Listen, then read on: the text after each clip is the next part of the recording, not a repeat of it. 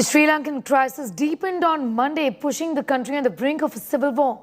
Homes of several sitting and former ministers, members of parliament and mayors have been set afire by protesters. The house of Sri Lanka's former Prime Minister Mahinda Rajapaksa, who put in his papers yesterday, was also set on fire. Rajapaksa left his official residence Temple Trees early this morning after military cleared the protesters. The government has imposed a nationwide curfew till Wednesday. In spite of the curfew being in effect, anti-government protesters have now lined up the street leading to the international airport in an attempt to block any ministers from leaving the country. 7 people are dead. Over 222 are presently seeking treatment from injuries from yesterday's clashes. One ruling party MP was killed during the protest. Now the pressure is on the president to resign after the resignation of his brother. Sri Lanka has been propelled into a crisis over decades of economic mismanagement, which only worsened under the control of the Rajapaksas. Now Sri Lanka has over $4 billion of foreign debt and foreign reserves completely depleted.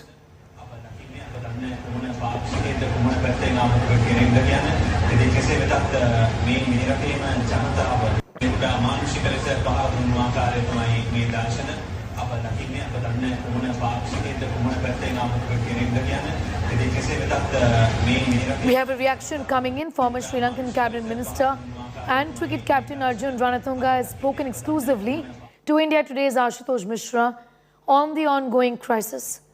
Listen in. What is the situation that you are seeing in Colombo, in the island country? I think it was a highly unwanted situation created by the Prime Minister who resigned yesterday. These protesters, these peaceful protesters have been protesting for almost 1 month without any violence. I think we all like the way they handle things. And unfortunately, last morning, President has invited some of his party supporters, MPs, ministers, and there were a fairly big crowd came to the Temple Trees, that is the Prime Minister's office and the home, and they started talking about it. And unfortunately, it came to a stage where they were provoked by some of the ministers, even the Prime Minister, and that is where the incident started. These people who were supposed to be after alcohol went towards almost like a kilometer, maybe 1.5 kilometers from the Temple Trees to the protest area, that is at the golf face. And they started attacking the innocent people, innocent protesters. And they started attacking the ladies, the priests, the people who were innocently protesting. They started attacking. That is where the entire country walked into the roads and started this particular issue. Ultimately, the president, after that, he left, but he left, put fire into the entire country. I think he and the ministers who provoked these people should take the blame on this issue.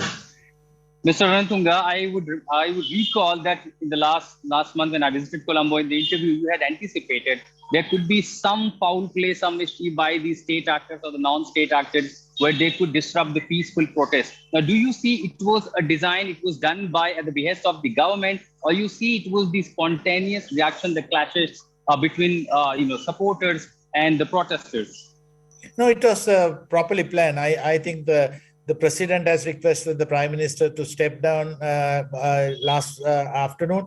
Before that, he got his supporters, who are the provincial council, town council, MPs, who were government loyalty politicians. And they were the ones who came into this particular meeting. And from there, they created them to go into the protest area. Even some of the ministers walked into the protest area. That is where it didn't go right. I think this is where this entire issue started. When the president wanted the Prime Minister to step down, Prime Minister brought his most of the supporters and asked them whether he should resign. Then everyone said not to resign. So it was all planned things organized by some of the ministers who has ruined this country and started provoking them to go into the unwanted area. And I'll tell you something else. I blame the police and the forces for that as well. They could have easily stopped them coming into the protest area. We have seen A lot of protests happening near the parliament. They started attacking water guns, and even tear gas was attacked. But this particular thing, they allowed them to walk towards them. I think it was a highly planned thing. And I blame the police, I blame the forces. They should have easily stopped this thing. This entire thing was planned by most probably the government, but supported by the police and the forces as well. Ruxana Rizvi is getting us more details on that story from Colombo. It's unthinkable, the kind of violence, political violence, violence otherwise also, that we're seeing in your country. Ruxana, give us an idea about first the current situation as we speak. Are things any better from yesterday? No, things haven't actually changed. If at all, things